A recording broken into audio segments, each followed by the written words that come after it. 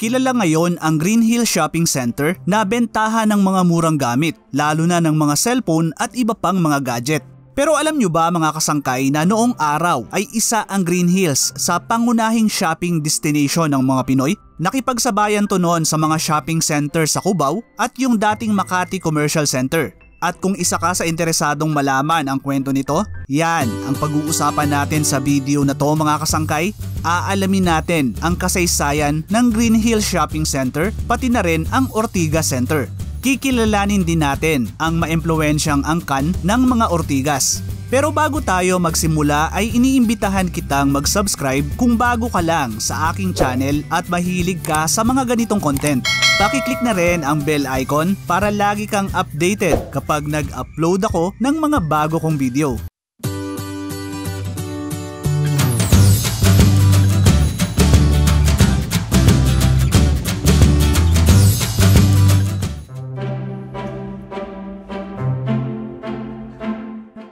Pamilyar naman siguro kayo mga kasangkay sa Ortigas Center o di kaya naman ay sa Ortigas Avenue. Bagamat sikat ang pangalang Ortigas ay konti lang ang nakakakilala sa angkan na to.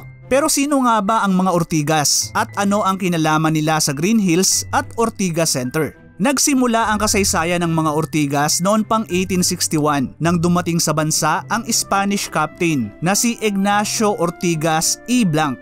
Naistasyon si Ignacio sa Porac, Pampanga. Makalipas ang 7 taon ay napangasawa niya si Asuncion Barcinas y Tuason at biniyayaan sila ng 3 anak. Ang bunso nila na si Francisco Paco Ortigas ay ipinanganak noong September 11, 1875. Si Francisco o mas kilala sa tawag na Don Paco ay nakilala bilang isang magaling na abogado. Naging isa siya sa malapit na kaibigan ni Manuel L. Quezon na naging pangulo ng bansa noong panahon ng Commonwealth. Napangasawa ni Don Paco si Doña Julia Vargas na galing din sa isang prominenteng pamilya. Maliban sa pagiging matriarch ng Ortigas clan, kilala si Doña Julia sa pag-aalay ng halos buong buhay niya sa pagtulong sa mga Pinoy na may tuberculosis o TB. Isa siya sa nagsulong sa pagsasabatas ng orihinal na sweepstakes law na nagbigay daan sa pagkakatatag ng Quezon Institute, ang ospital ng Philippine Tuberculosis Society o PTSI. Naging presidente din siya ng PTSI sa loob ng 37 taon kung saan ay marami siyang nagawang pagpapaunlad dito. Sa ilalim ng kanyang pamumuno ay bumaba ng 31% ang mga namatay na Pinoy sa TB mula 1939 hanggang 1960. Dahil sa mga nagawa ni Doña Julia ay hindi na nakakapagtaka na ipinangalan sa kanya ang isa sa mga kilalang abenida sa Ortigas Center, ang Julia Vargas Avenue. Pero bakit naman kaya ipinangalan kay Don Paco ang Ortigas Avenue?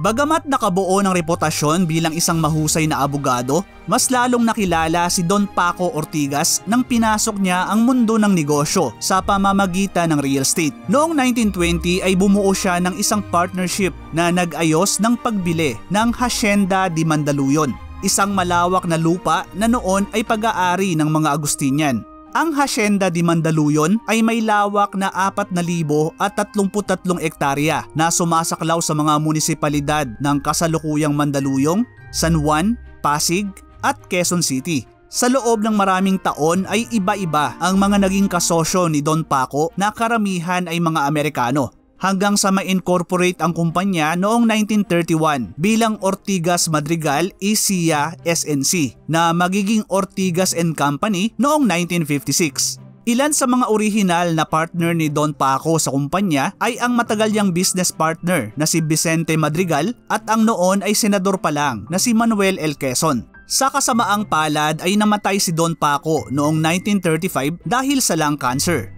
Iniwan niya ang asawa na si Doña Julia at ang 7 nilang anak. Pinalitan siya ng anak na si Francisco Ortigas Jr. o mas kilala na si Don Paquito. Sa batang edad noon na halos 30 anyos pa lang ay naipasa na kay Don Paquito ang responsibilidad bilang presidente ng Ortigas & Company. At hindi naman niya binigo ang mga umaasa sa kanya dahil halos nahigitan niya pa ang mga nagawa ng ama para sa kumpanya.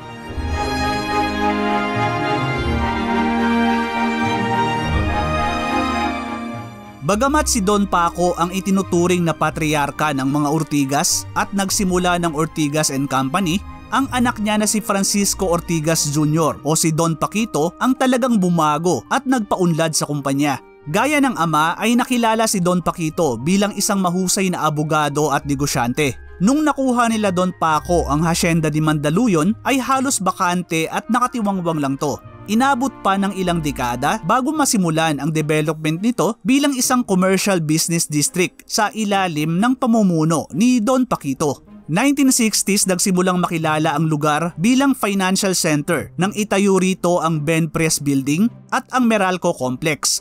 Gumawa pa to ng marka noong 1966 nang dito napiling itayo ang headquarters ng Asian Development Bank. Di nagtagal ay dito na rin nagtayo ng headquarters ang ilan sa malalaking kumpanya sa bansa gaya ng San Miguel Corporation, JJ Summit Holdings, Meralco, 7-Eleven, Banco de Oro at marami pang iba. Naging parte rin ang Ortigas Center ng kasaysayan nang itayo rito ang Lady of EDSA Shrine bilang pag-alala sa naganap na 1986 People Power Revolution. Noong early 1990s, nagsimulang maging lifestyle hub ang Ortigas Center nang itayo rito ang tatlo sa pinakamalalaki at pinakasikat na mall sa bansa. Unang itinayo rito ang Robinson's Galleria noong 1990 na merong 500 na outlet at napapaligiran ng mga hotel at nagtataasang mga opisina. Sumunod na itinayo noong 1991 ang SM Mega Mall na noon ay ang pinakamalaking mall sa bansa. At noon namang 1992, itinayo ang high-end na EDSA Shangri-La Plaza and Hotel. Sinundan pa to ng The Podium na itinayo noong 2001 at St. Francis Square noong 2005. Kasunod ng mga mall ay ang pagsulpot ng mga mamahaling residential subdivision gaya ng Green Meadows at Valle Verde, pati na rin ang mga kondominium na pag-aari ng mga Ortigas. Nang dumarami na ang mga pamilyang nakatira sa Ortigas Center ay nagtayo na rin dito ng mga paaralan. Matatagpuan dito ang dalawa sa pinaka-eksklusibong paaralan sa bansa na St. Pedro Poveda College para sa mga babae at Lourdes School of Mandaluyong para sa mga lalaki. Maliban pa sa iba't ibang kindergarten at preschool sa paligid nito. Nasa Ortigas Center din ang isa sa pinakamahusay na universidad sa bansa na University of Asia and the Pacific. Kayo ba mga kasangkay, pamilyar ba kayo sa Ortigas Center? Ano yung mga madalas yung pinupuntahan dito? Pakishare naman sa comment section sa baba. Bilang pagpupugay kay Don Paco Ortigas na siyang namuno sa pagbili ng Hacienda de Mandaluyong ay ipinangalan sa kanya ang Ortigas Avenue. Samantalang ang Ortigas Center naman ay ipinangalan kay Don Paquito Ortigas na siya namang nagpaunlad sa lugar bilang isa sa pinaka-importanting business district sa bansa na pumapangalawa lang sa Makati. Pero dahil nga sa lawak ng lupa na nakuha ng mga Ortigas ay nakaabot to sa San Juan kung saan itinayo rin ng pamilya ang isang subdivision at isang iconic na shopping center.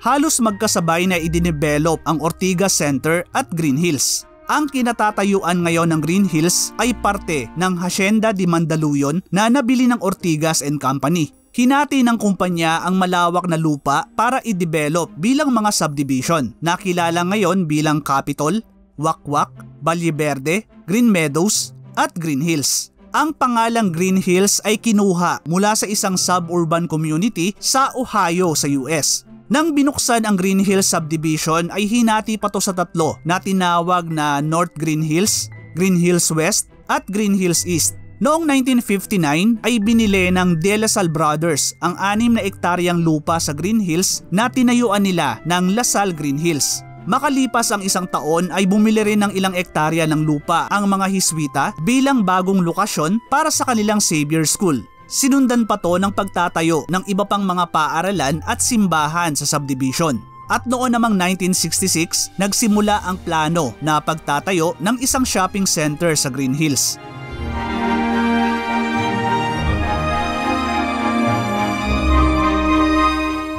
Dalawang taong pinag-aralan ang pagtatayo ng Green Hills Shopping Center. Ang disenyo nito ay ginawa ng National Artist for Architecture na si Juan Nakpil. Nagbukas ang Green Hills Shopping Center noong early 1970s at isa to sa mga unang shopping center sa bansa. Nasa loob ng shopping complex ang mga mall na Bira Mall at Shopsville, ang Manila Bank, PCIB na ngayon ay BDO na, Padilla at Crossroads Arcade, Green Hills Theater, Green Hills Bowling Alley, at syempre ang naging landmark na supermarket nito na Unimart. Pagdating ng 1980s ay naging sikat na tambayan ng mga kabataan ang Green Hills lalo na kapag weekend. Madalas na pinupuntahan dito ang Bira Mall para sa mga mahilig mag-shopping, kumain, manood ng sine at mag-arcade. Nakilala rin yung Bira Mall na isang computer hub bago pa sumikat yung Gilmore. Sa Shopsville naman makikita yung mga hobby stores, pati na rin yung music museum. Di nagtagal ay nagsulputan na rin yung mga tiyangge sa Green Hills na dati ay tuwing Pasko lang nakikita. Kayo ba mga kasangkay, naabutan nyo pa ba yung glory days ng Green Hills? Ano yung mga hindi nyo makakalimutan dito? Pakishare naman sa comment section sa baba.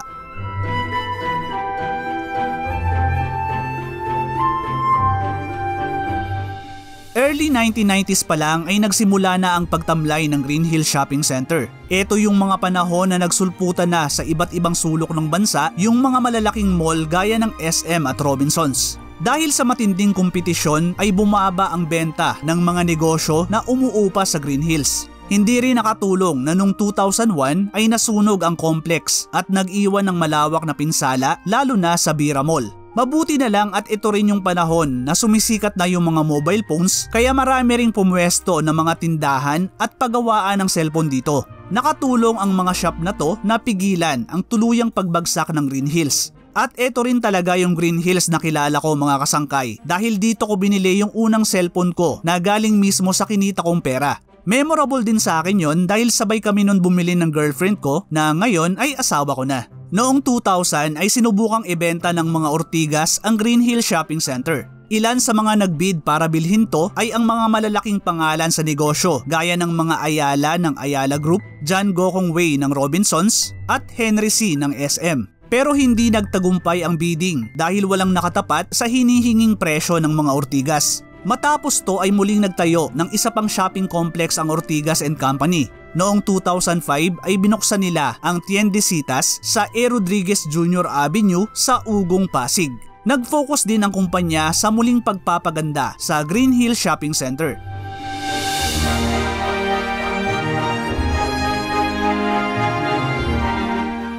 Para makasabay sa mga malalaking karibal na mall ay sinimulan ng Ortigas ang malawakang redevelopment ng Green Hills noong 2004. Ilan sa mga binago ay ang Bira Mall na ngayon ay kilala na bilang V-Mall. Ang dating konkretong harapan nito ay pinalitan ng salamin at mga high-end retailers na ang umuupa rito. Mas pinaganda rin ang loob ng Shopsville at idinagdag nila ang isang section na tinawag nilang Shopsville Plus na nakalaan para sa mga computer gaming at collectible toy hobby shops. Ang main building ng Green Hills Shopping Center ay nirenovate din at dinagdagan pa nila ng mga pwesto para sa mga mamahaling brand. Inayos din ang lumang Green Hills Cinema na naging Green Hills Theater Mall na may 2 palapag ng mga retail space at 2 sinihan. Isa pa sa kapansin-pansin ay ang bagong gusali na tinatawag na Promenade. Isa tong malaking gusali na tahanan ng maraming restaurant. Meron ding branch dito ng fully booked, may performing arts venue na tinatawag na Teatrino at meron din tong 6 na sinihan. At alam nyo ba mga kasangkay na 3 sa mga sinihan ng Promenade ang kauna-unahang nagkaroon sa bansa ng Dolby Atmos sound technology. Nagdagdag din ang Green Hills ng 2 parking building na meron ding mga commercial space, ang Connecticut Car Park at Annapolis Car Park. Sa Annapolis Car Park makikita ang ginawang prayer room para sa mga kapatid nating Muslim. At alam naman natin na tuwing Pasko ay dinudumog talaga ang mga mall. Kasama na dyan ang Green Hills dahil na rin sa mura ng mga bilihin dito. Isa pa sa inaabangan nun ay ang iconic na Christmas on Display o COD na dating nasa Cubao. Sa loob ng 16 na taon ay naging tahanan ng COD ang Green Hills bago to bumalik uli sa Cubao noong 2018. Noong 2014 ay nakuha ng Ayala Land at SM Prime Holdings ang majority stake sa Ortigas and Company na kilala na ngayon na Ortigas Land. Kaya asahan na natin na meron pang mga pagbabagong mangyayari sa Green Hills sa hinaharap. Ngayon ay kilala pa rin naman ang Green Hills dahil sa mga murang bilihin dito. Yun nga lang ay naging notorious din to dahil sa dami ng mga nagtitinda ng peke at piratang produkto. Noong 2023 ay nagdevelop ng bagong mall ang Green Hills na tinawag nilang GH Mall, kung saan hindi na nila pinapayagan ang mga vendor na nagtitinda ng mga peking produkto. Sa ngayon ay dinadayo pa rin naman ang Green Hills at sikat pa rin to na bilihan ng mga murang cellphone at gadget. Sa kasamaang palad, gaya ng ibang shopping mall ay apektado rin to sa pagsikat ng online shopping. Pero gaya ng Ortigas Center ay nag-iwan na rin ng marka sa ating mga Pinoy ang Green Hills, ano pa man ang mangyari rito. At bagamat mailap sa media ang mga Ortigas, alam nyo ba mga kasangkay na isang Ortigas ang naging aktibo sa paggawa ng mga makabuluhang pelikula? Ang anak ni Don Paquito na si Fernando Nando Ortigas ay co-founder ng TBA Studios na nag-produce ng mga pelikula gaya ng Bonifacio, ang unang Pangulo, General Luna, Goyo, ang Batang General at marami pang iba. Well, tunay ngang nakakamangha na malaman ang kwento sa likod ng mga Ortigas. Sino ba naman ang mag-aakala na yung apelyido na madalas lang nating naririnig at nakikita sa kalye ay may mayaman palang kasaysayan at naging malaking bahagi sa pagpapaunlad ng ating bansa? Maraming salamat sa muling pagsama hanggang sa dulo ng video natin mga kasangkay. Ano ang masasabi nyo sa kwento ng mga Ortigas? Pakishare naman ng mga kwentong Ortigas Center at kwentong Green Hills ninyo sa comment section sa baba. Pakiclick na rin yung like button kung nagustuhan nyo yung content na to. Hanggang sa susunod na video mga kasangkay, thank you for watching.